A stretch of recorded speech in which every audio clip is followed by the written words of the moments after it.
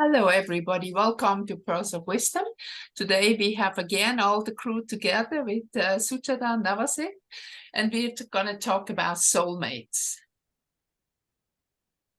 So, what is the difference between soulmate and twin flames? First of all, there are many point of views and I hear many different ways that this is explained. So I will give you my take on that one. And let me share the screen quickly and show you an image that will maybe make things a little bit more clear about what we have really here as a soul. So you can see here first, you see the image, right? You can see the picture. Yes, we can. Okay. So generally we would say this is a soul. And the soul first, is not in this realm, it is in an angelic realm before it has incarnated. And at one point, the soul decides that I want to send a part of me into this 3 dimension for having a human experience, and then give birth in a way, arrange birth for a person. And remember, maybe persona is the Latin name for mask or costume. So a little bit of the essence of the soul goes into this little bubble, and you can imagine this as like a balloon with a little squeezed out bubble as the person number one. That is the connection to the soul. And this is also when we say that you reconnect with your soul, with your higher self. It's like you open again this connection back to the soul and are not just separated, dropped here as a human being with no other connection. So you always are part of that soul, but it's just like that you have, like, or we can say here, maybe like this bubble around you, that is the mask, the costume that you're inside, that is visible. And this would be the first human experience you have as the persona one. And then when afterwards you incarnate again and again, so your soul, like you have many of these squeezed out bubbles. When you go back, that means when you die, this persona is kind of going back into the soul and doesn't exist anymore as a separate human being, but it still exists as a consciousness. So when we have, like, first of all, we have a persona number one. And then from the persona number one, the whole story of karma, that the person has to come back to finish some unfinished business. And then so another unfinished business, another unfinished business. So people usually incarnate many times. So when we imagine that this is the person in the here and now, and we have then from our soul, we also have the connection to what we would call the oversoul. This is like the bigger family aspect. So when we have 2 different souls, or 3, 4, 5, 6, then they are all connected to the same oversoul. This is like, we can say again, the family. So when you meet as a person here and now, and you meet this person here, and maybe even this person here, it is very likely that you fall in love with that person because this is your family. So we can say that soulmates are in generally made, you can say soul family, but you can also see that even over souls in a group have many different, say for example, soulmates is like a class. So when you have from the oversoul, say this is your family, you go into a certain class or into certain study. And then we have many others also, like we have 20 from the same group that are classmates. They are coming from different oversouls, but it can be that one of your classmates is from the same oversoul. So it is very likely that you fall in love with that person, even more likely if it's the opposite gender, like, and it can become a soul mate in that way. So the soul mate is just like the very, very familiar soul coming from the same energy. I think it's also important that when we look at this picture, that every time when we have the person here and now from this soul or the oversouls that are incarnated, that are having people incarnated in the moment, that are very often coming together, like for example, in a profession. Like you have a similar root, you are all together interested, say in gardening or in cooking or whatever it is, you have similar interests. So this is that kind of familiarity energy. Twin flame, I see as something completely different. The soul has no gender. And with the whole stuff that is going on with genders in the moment is a confusion that is actually not accurate on the physical level, because even if they pretend to do whatever stuff, there's still only two genders. That's it, you know. And when I incarnate as a woman, now as it you incarnate as a man, you agree on a certain experience. You agree that when you come here, because you see from all the other incarnations, all these other bubbles that you just saw, that your unfinished business is best to handle in the body as a man, or in my case, in the body as a woman, as Suchada. So we agreed to have a certain gender.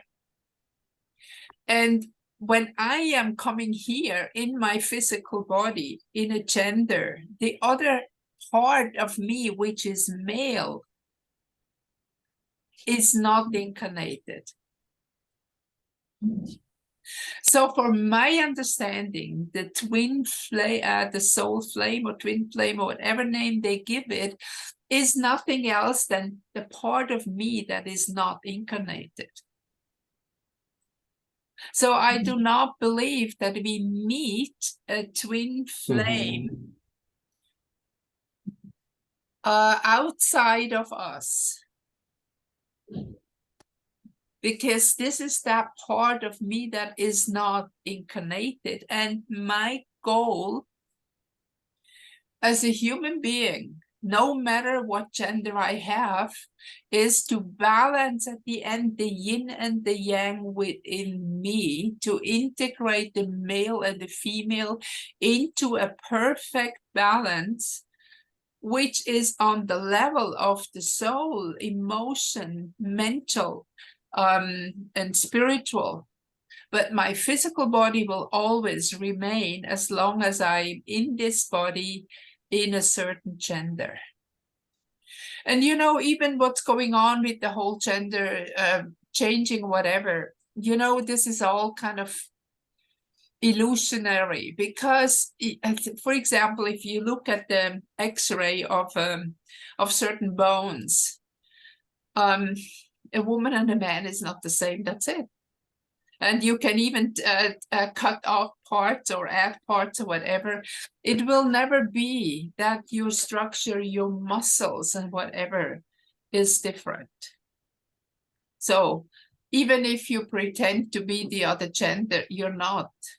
And you're just gonna miss your life experience, or it is that experience that you need to have that helps you to finally grow up, that you can see at one point that I can even cut around my body whatever I want.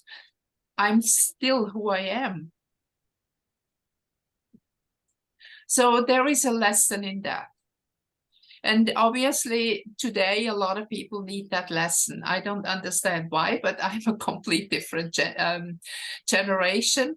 you know, every generation has its own challenges. So, okay, this is the whole confusion that is happening now. But in my understanding is that the twin flame is that part of you, like for you, Navasit, it would be the female part that is not incarnated that you have to balance. So naturally, you look in the outside world for somebody who is representing this from the outside first.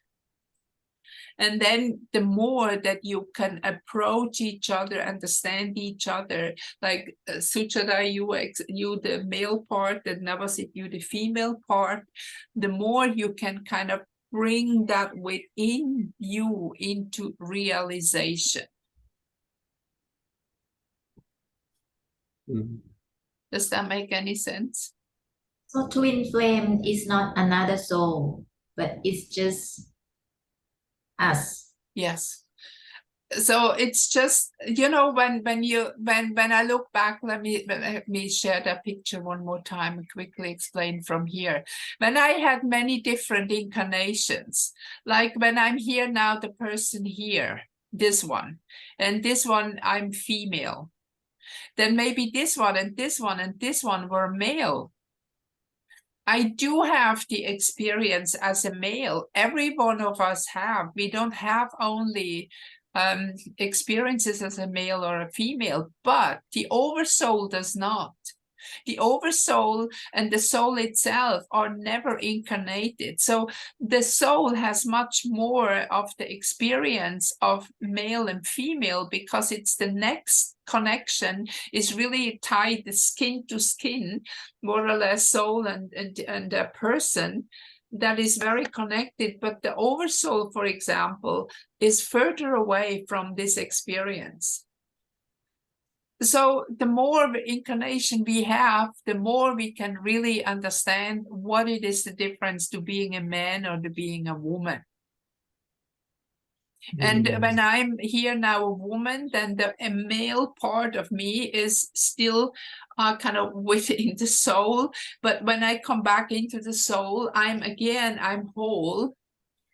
And then one part of moving towards enlightenment is to balance my being, that it does not matter anymore if I am female or male, that I have both aspects within me realized. So are twin flame for the real at all, or just a romantic fantasy?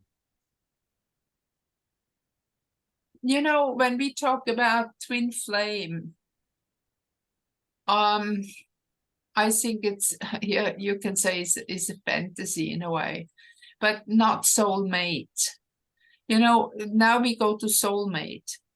And soulmate is like a classmate, a family mate. You know, when you have the oversoul from the souls from the same oversoul personalities, again, as in this little drawing that I had, actually, this is a copy from my astrology book, that one here, where I explain it here. So the oversoul has many different souls, right? So when maybe there are 100, I don't know, maybe there are 20. So if every soul has a person incarnated here in the moment, that are your probable soulmates. This is a person you would fall in love, deeply in love, coming from another soul entity, having also different experience, but coming from the same oversoul. Again, this is the oversoul imagined as parents, and these are brothers and sisters. But this is not physical blood brothers and sisters, but from a higher level. So you feel that familiarity, because if usually generally when you fall in love with somebody and you feel very close, you have that feeling, you know that person from the very beginning. There is a familiarity between the two of you that others don't have. So this is generally the sign that this is a soulmate. So in every incarnation, do we all have a soulmate? Not absolutely. Now imagine when you find a soulmate that is very, very close to you, you're just happy. You don't want to learn anything anymore. Mhm. So it is very likely, as long as you're still in the path of evolving towards your realization of who you really are, that you cannot settle with a soulmate. Mm. Because I can tell from own experience, I met soulmate. And it was absolutely devastating because this guy had so much unfinished business, I had to let him go. I experienced that 2 times, 2 soulmates. And I think I needed the lesson twice to get it in my stubborn head. I would not have grown anymore. And if I would have had to observe the unfinished business of this soulmate of mine, he would have driven me crazy. So I had to let them go. It was very painful. And I was completely devastated for months. I thought I'd never want to live again, you know, all kind of stuff like that. It was many years ago, but it was very significant. And in a way, you know, when you need to grow, you might have, for example, something, not the soulmate exactly, but somebody from, say, from the same class. So they're in that, when you look at the oversouls in the same class, so we have maybe something, somebody who is kind of related a little bit, as let's say a cousin. You don't fit together that perfectly as you would, but you can learn a lot from each other. Mm-hmm. And from your case, was it still the unfinished business? Yeah. Oh, so you have to come back again. No, well, I don't know. I don't need to come back for my soulmate. Okay. I need to come back for myself because I want to finish my business. And that means when I come to the point to realize myself as a divine being having a human experience. Okay, Once I okay. really understand, and now see, the thing is also, you cannot work towards your enlightenment. Mhm. You can So, be part of rituals and whatever you want. You're not getting closer to your enlightenment because this is all focused on the outside. You find that only in the inside. so it means that our soulmate is just like the challenge or the reflection for me to realize myself. The soulmate, maybe not, because the soulmate, sometimes, yes, it happened, but I don't believe that so many people really meet their soulmate, because like you don't want to meet maybe your soulmate because it hurts a lot when you have to let go a soulmate. But when you're here to learn certain lessons, and maybe this is the fastest way to learn. So what the lessons are to be learned from the soulmate or the twin flames?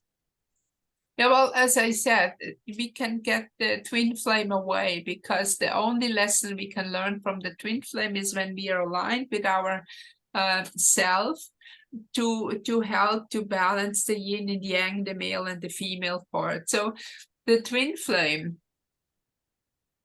in generally does not teach us lessons, want to be integrated, that's it. But the soulmate, as in my case, and then I know other people, when you have to let go, you go through, you know, the whole process of letting go, of trying to find enlightenment or happiness in this lifetime, in that way, to just be in the moment so that we still move forward. So okay, so it's gonna be like let go, right? Let go something. To be fixated with so much something to, from the Buddhism, the teaching that everything what we have to let go again, because it's part of the physical. It's part of our physical journey. At one point, when you have realized yourself, you have integrated your yin and yang. Have you ever heard of an ascended master still living together with a partner or being married? Yeah. It's not the same. It's not that desire anymore to have, this is my husband, this is my wife. All that is the suffering. That is the difficulty. Because you want to possess it. That's mine. Okay. Okay. I see. But could it be that before the incarnation, these two soulmates has made an agreement to come and meet? Yes, absolutely. 100%. Most people that you meet on the planet in the moment, you have an agreement with that you meet them. Okay. And we have to finish our business with our soulmate, right? Yeah, or whatever the lesson is that the soul may bring you. My lesson was to let go so that I can concentrate on myself, to kind of bring myself into harmony, into balance, and not just push all my energy on my soulmate and be dependent in a physical way. So how would we know? Sorry, how would we know if we have finished this lesson with this soulmate? You probably don't know. And all the circumstances which will just separate. I don't know. I think that the feeling when there is no more feeling of hurt, of hatred, of emotion, whatever it is, when you can just let go and let it be. I think then it is healed. Okay. When you can think of that person afterwards with absolutely no negative thoughts, and just in that positive way, that you allow the other person to experience his or her own life without interference. That you can say, I'm glad I met you. I know that you're there, but you have to do your unfinished business, and I don't see that I have a role to play in there. So I have to let go, even if for the moment it broke my heart. But it took quite a while to get over it. But today, when I look back, I say, I'm really glad I was not stuck with that guy, because I would not have been able to live my life. I see. Oh. So in what way is karma from past life involved Well, see, for example, if you have an issue, if I have an issue in letting go, and I meet the soulmate, I have to let him go, then this is a heavy lesson. Everybody who is coming into your life, you have an agreement. You can say karmic agreement. It's just a word that we use now. The karmic agreement to meet for a certain lesson. It can be positive or negative. You can meet another partner in your life that you're together very happy, but you still pursue your own life. But unfortunately, people are, when they are just happy and satisfied and everything is fine, they are very lazy and they're not moving forward in their own evolution. So first of all, I have to realize my evolution first. Yeah. And I think you also have to realize that every partner that you have in your life, every person you meet actually, and you go into a partnership for a moment with, and it's only maybe a day, a week, a year, whatever, it doesn't matter. There is a message for you. Oh. Mm-hmm. Maybe I still have a unfinished business. Well, otherwise, if you don't have, you wouldn't be here, so don't worry about it. Mm-hmm. Okay. Mm-hmm. So are all the most of our close relationships soulmate group? What does it mean? Soul group.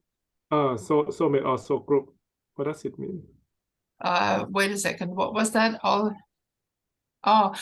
all or most of our close relationships soul mate or soul group? Generally soul group, I would say, like the group of oversouls, because see, that like when you have, for example, younger souls that have not so much experience, remember that one balloon with lots of personalities, like when you have a soul have only 3, 4, 5 lifetimes yet, and you had already 500, you probably have no affinity with this kind of people. So it is still like a soul group that is coming together. It's like a generation that has similar interests and similar lessons to learn. So if you have somebody who is completely out of the range of your experience, like there are a million people on the planet you never meet, right? But just, I mean, compared to all the people, what you meet is very, very, very little. And I think that is that group that has decided to come together for a certain purpose. So again, like the twin flame out here, I look at it different than most people. But if you are together with, if it would be something outside of you, you just would be there and you would be not interested in anything else.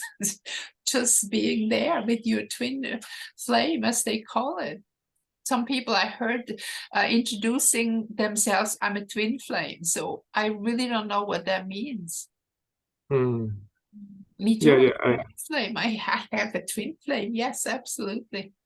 Yeah. When I see in the website, some website about the astrology that mention about the twin flame or about the number, they also mention about the twin flame. Yeah, I know. And there's some say it's because of the numbers and because of that, and because you can say in astrology, because of the chart, whatever. But these are still measurement, like, astrology is a measurement. We measure the quality of time. Like if I have a cup that is 1 liter, I measure how much liquid is in there. And everything is a measurement. We need an opposite to see something reflected, to have a meaning in it. So yeah, I don't think that in that way exactly. So anyway. Okay. So how can we tell when we have met The soulmate. the soulmate? The soulmate. I would say because the feelings are very, very intense and very strong. This is something very often also that the person you meet a couple times. If the first time you meet, you see that person, you don't get in contact, but there is like a rubber band now between the two of you, and you're gonna meet again. And once you come together, really you have the feeling that you want to be together. This is when you, what we also say, fall in love or want to create a relationship. But you have also sometimes, like, for example, that the age gap is very, very big, that you have the feeling that you like or love somebody like a mother or a father, and there is no sexual feelings involved. That can also be a soulmate. Oh, so it means that can we meet the soulmate, 2 or 3 soulmate at the same Yes. time? No, yeah, well, why not? But generally, not at the same time, but maybe you have already a soulmate in your life, like say, for example, a grandfather. Uh-huh. And then you meet somebody who is a soulmate, like your wife or whatever. And this is a complete different relationship level. So that it's possible that you have a couple soulmates in your life. I see. Uh-huh. And this is just, again, like soul family. Yeah, in the different role. Yeah. Okay. Oh, so it can be like a male or female, the soulmate. Absolutely. Yeah. Just me. Because this depends what kind of lesson you have chosen, and how you're gonna meet. You're gonna meet as partner or not as partner, or you're gonna work together. That's possible too, that you feel very strong. Like, you think something like you're 2 architects, right? And you work together, and the other one has an idea and you just pick it up. Maybe you are better in drawing and the other one is better in calculating. So they do that. You can do that together. Look, we have this. Wow. Maybe it can be the animal is a soulmate. Yeah, not so much, no. But we help the animals in their own evolution too. Oh, okay. But for the soulmate, I get the sense that gonna be like only the positive energy. Could the soulmate be someone as enemy or like the opposition? It can. Ah. It can be, and that is really difficult because maybe, for example, one of your soul mates has lost the path, and you come together and you try to help to pull that one off. It will fight you first. So it's not just nice and harmonious to meet a soulmate. You will kind of, what do we say, fall in love with that person on one level, or just love that person on one level, and you will do your utmost best to help that person, but it is not said that it's going to be easy. But because you love that person, you go out more of your way to help that other person, and that other person will definitely do more to move forward. So there is a bigger chance that, for example, if one soul is lost and meet another soulmate who has evolved higher, that you can pull that person up, then this person pull you down. Because of the energy of love, and energy of love is always positive. Okay.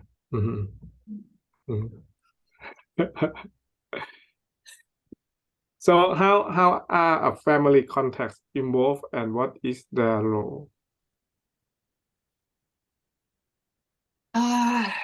In our physical family, we might have soulmates or we might not. Generally, when you incarnate into a family, the role is to support each other. The family, like the mother, the father, they are here to support the children to grow up. And depending on your life lesson that you have, you often incarnate into a family that offers you the surrounding that you need. So the family is support. It can be, again, it can be that you have a mother or father who is soul mate for you. Then you have much, much deeper relationship, and you can see very often that in a family, mother, father, they don't, and this is difficult to say, maybe they don't love all children in the same way. Mm.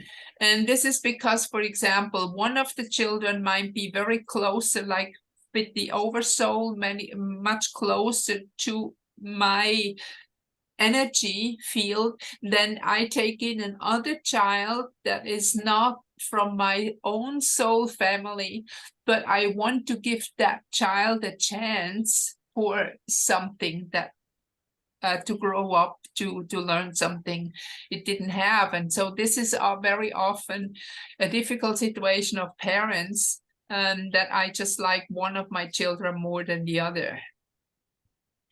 And this is your lesson as parents, to learn to love even people who are not on the same exact wavelengths as you are.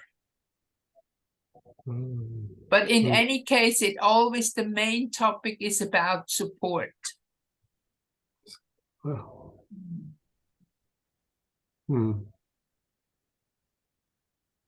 I see. So are the marriage vows realistic?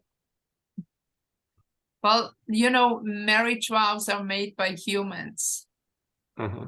This is not a vow that is from the soul. You repeat something that somebody else tells you. And these kind of vows very often cannot hold a whole lifetime, because when you understand the journey of a person, and then you can also see that, especially in a chart, when you have a marriage chart of two people, you put it together, you can see quite easily how long these people are meant to be together. Because very often when a lesson is learned, you need to move on. Like, for example, if you are in 5th grade, you don't stay in 5th grade because you just like 5th grade. You need to go to 6th and so on. So the same is with the partnership, especially in more modern times where everything is going faster. It is actually not realistic to think that the marriage vow will hold a whole life. Or if you stay together, very often life is miserable. You have to let each other go for your personal, both of them personal life experience. And very, very seldom it is the same for a whole a lifetime. Like, when you're adult, like when you marry between 20, 30 for another 40, 50 years, very often not. So I just come up one question back to the one thing that when you mentioned about the if someone met one soulmate who is younger 20 years, so for example, if I met someone younger 20 years and I feel like in the first impression I feel like she's like my daughter, something like that, and then when the time passed, can it be changed that I feel like not the daughter, like the sexual feeling that is becoming, sometimes this happen, and even some partners, they do choose that. You have seen sometimes a relationship, a deep love relationship, like, for example, I remember a story that was a young man, but in that case was an older woman. She was at least 20 years older. And it was a deep love, and why not? Love is love. So whatever form it takes, you choose. But it's still called a soulmate, right? Yeah, that has nothing to do with the relationship. Soulmate is soulmate, but many different relationships between soulmates. You don't have to be husband and wife. But you can. Okay, but it's like another unfinished business topic. It's like when I met always. It's most of the time when things like that happen that has something to do. We usually fall in love with things that we have not completed within ourselves. Okay. Like, for example, if you are working, now I cannot work on it. If you are more and more coming towards that, what people call enlightenment or self-realization, you have less and less desires. that have to be fulfilled from outside. The more you can say your twin flame, your own yin and yang is balanced within yourself, the less you need to search for it outside. I see. And for the last question, how many soulmates or soul group do we have? This is very individual, depending on how many past lives and how many lives is. I cannot say that. This is a question I cannot answer. So we finish with a question I cannot answer. Okay.